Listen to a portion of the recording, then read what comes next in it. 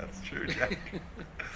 All right, the last time I saw this poor bastard, he left his finger on the dock in Miami. Jack Lloyd, the race officer, race official, race director of the Volvo Ocean Race for the third time now. And Jack, have you left any body parts around yet? Not so far, but I haven't got to the States yet, so there's still a chance. But yeah, you're quite right. Newport's much safer than Miami. Yeah, exactly. Well, look, it's good to see you here. Obviously you've got a little bit of a busy time ahead, so thank you for a couple minutes. I just wanted to touch base with you a little bit about some of these exclusion zones and other course issues. Headed up into Arabia, and you've got these.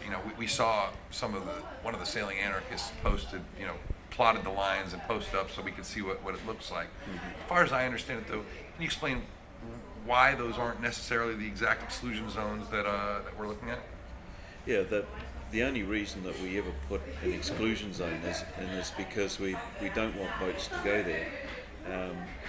A new one for us this time is the TSS zones. We're using them as exclusion zones. They're now in the racing rules of sailing, so it makes it difficult. So some of the ones that are policed harder, we're making them exclusion zones. The one on leg 2, that we've got two actually, one for ice, which is south. We don't think that will be an issue, but if they do have to head south, then we've put a zone in there. And then we have the one that we've put in there to keep the boats off the coast of Somalia, and we've published some of that zone. The boats, the teams know where they'll actually be going. And it's several hundred miles out, isn't it? It's a long way out, but it kind of needs to be. If these guys get hold of motherships, they can get right across to India. So, but we don't do it lightly. Like, we could just run them up the coast of India, the west coast of India, and they'd be fine. But it's just as dangerous there because all the shipping is going up there now, because the rest of the Indian Ocean they consider too dangerous. And fishing nets and all that sort of thing. So. We've gone back to our advisors. We use Dryad in the UK, and they've said that we can reduce it a little bit on our original thought. So it's like everything: the later you leave it, the better the information that you're making your decisions on. And so a week ago, we made a decision on a new zone. We always want to try and drive them east as much as we can anyway with the course. So the first part, which we've published, achieves that, and then from then on we have some more marks, and so the boats will sail that course, but we won't be publishing those in the official documents. With the big stake that the Emirates has in this race, they've got nearly $100 million in this race over the past 6 years.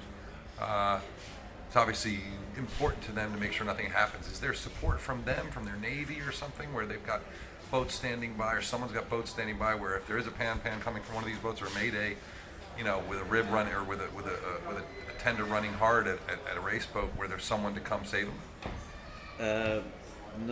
Not necessarily from them. We have the naval task force as well.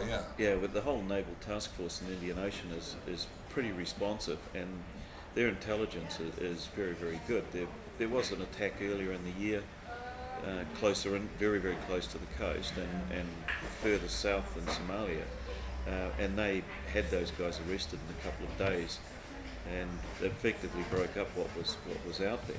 But there's lots of procedures for sailing through that area, or just transiting that area, that we keep in regular contact with them. We give them our boat's position, so if they detect anything that might be a risk to us, they will send us information.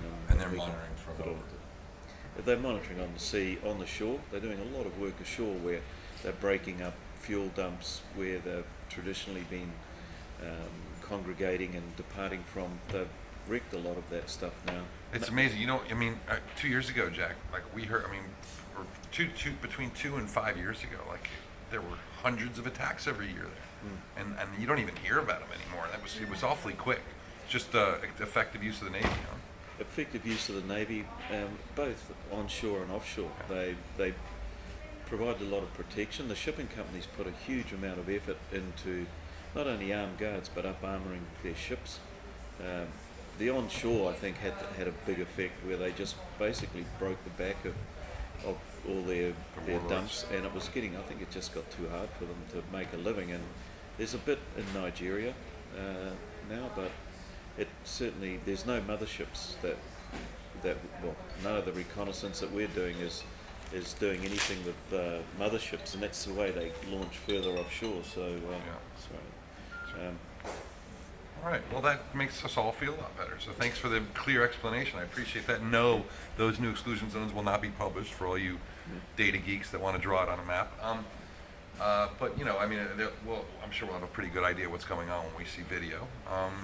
yeah, and saying that, tonight we'll be changing the coordinates that we put out last week, because now in the area of Mauritius there's the possibility of a tropical cyclone coming through there, and so if we keep the exclusion zone where it is now, we've got technology. I don't think your phone ever stops ringing, does it? The course is east, and that's upwind, so Right. that's not much good. Once again, our intelligence advisors, they tell us that we can go back towards Madagascar instead of coming away from Madagascar, so we'll be opening up an area there for them to go round to the west. So that's of the for cyclone. safety if the cyclone gets big and nasty and comes in. Yeah. None of the routing we're doing shows them sailing through there usually, like our course restrictions there were fine. But this is just so they don't get pinned up against the exclusion zone, or just feel like they have to go around the bottom and out to the east, and that is, it's for seeing we can do it, we just thought we'd do it and free it up a bit for them. Because Well, it's a great response to a criticism you guys faced last race, which was that some of the ice skates, in fact, might have made it less safe for some of the boats. When they were butted up against it, they couldn't reach off, and then the boats ended up being really beaten up, just being close reaching that horrible point of sail. Yeah, well, the sort of race we have, we don't want any of these restrictions. Yeah, It should be racing from A to B, and wherever we can, that's exactly what we do. But it's becoming harder and harder to do that with some of the regulations we have and all the other issues. So, Well, the we reality too is you can't let them. I mean, the ice skate stuff. You can't let them go to 60 degrees anymore because someone's got to die. Yeah, These boats are too fast. They are far too fast, and sometimes there's no need. But every time you put it, there's an exclusion zone. There's a downside. You usually increase the length of the leg, or as you say, they get pinned up against something, and then they're having to beat back into a raging storm to get around the top of the gate. And we all face that. The Vendée have issues in that area as well, but we all face the same problems. That ice is a fickle thing to detect, and the later you leave it, the better the information, and the smaller you can make the zone. So we changed our ability to alter the course for reasons of safety back in 2008, because we're on this leg that we're just about to start, and we were going to Cochin in India. And just before we got the equator, we had the Mumbai bombing. Oh, and, God. And the intelligence we got was the next one was going to be Cochin. So we looked very seriously about just diverting the boats around to Singapore, but we didn't actually in the rules have the ability to do that. So we've written our rules so that we can change it of at notice any time. boards, right? Yeah. Physical notice boards. Copy. Wow, that's pretty fascinating stuff. You know, here's another question. I think if I remember right, Telly Black went into an exclusion zone. It was Ericsson 3. It was E3. Yeah. And What was their penalty? Do you remember? yeah, we were just talking about that before. I think it was one place, and it was a bit unfortunate, but it's that's what it is. Now that was inadvertent, I think. But what if? I mean, I'm not. Obviously, you're not on the jury, but if for safety reasons you see these guys, running or whatever, these guys have to go in and end up hitting a zone. Does that get taken into account by the jury? Oh, for sure. I think in what we're facing in this area and some other areas in the world, like the Malacca Straits are similar. I think if a boat may have occasion to even have to use its engine to do something, all of which you can do, but we just take them to the jury and let the jury decide. It's not a race management matter. Right. So for the All right, I'll take it off your plate then. Well, Jack, look, hopefully I'll be able to grab you again down the road, and it's always good to see you. You're doing a great job. It looks like, I don't know, I'm getting really excited about this race. Yeah, it was pretty exciting, watching the girls come in the other day. That was pretty amazing, and the first two boats so close together. When you can see two boats after 8,500 miles. Pretty fun. Yeah. It's only going to get better, I'm telling you. Yeah, it'll be the first real test of the boats over the next week, so we'll see how they go. All right, well, hey, thanks for the time. Get back to work. Thanks, Alan. Cheers.